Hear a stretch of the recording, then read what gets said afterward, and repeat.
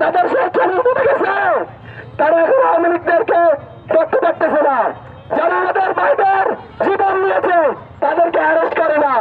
তাদেরকে অ্যারেস্ট করলে অনেকে আসে অনেক ধরনের আকুতি মিনতি করতে। সে ভালো হয়েছিল, সে ছিল। আমরা একটা কথা পারবো, আওয়ামী লীগ কখনো ভালো হতে পারে না। সে কখনো আওয়ামী লীগ করতে পারেন না। আমরা তার সাথে সাথে বলবো অন্যান্য রাজনৈতিক দলের যারা আওয়ামী লীগের সন্ত্রাসীদেরকে এখন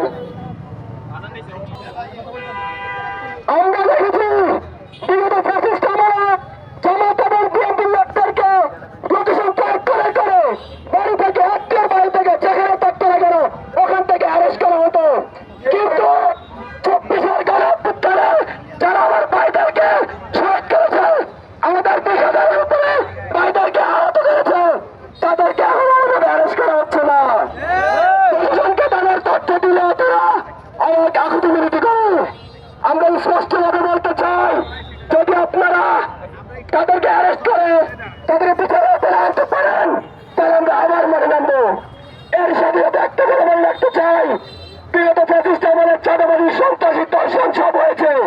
আমার বাইরে রক্ত দিছে চাঁদাবাজি করার জন্য নয়, দর্শনের জন্য নয়, তারা জীবন দিয়েছে দেশের মানুষ ভালো থাকার জন্য। তার সাথে সাথে বলতে চাই, জুলাই বিপ্লবীদের ঘোষণা দিতে হবে, দিতে হবে, দিতে হবে, না হলে বিপ্লবীরা আবার মাঠে নামবে।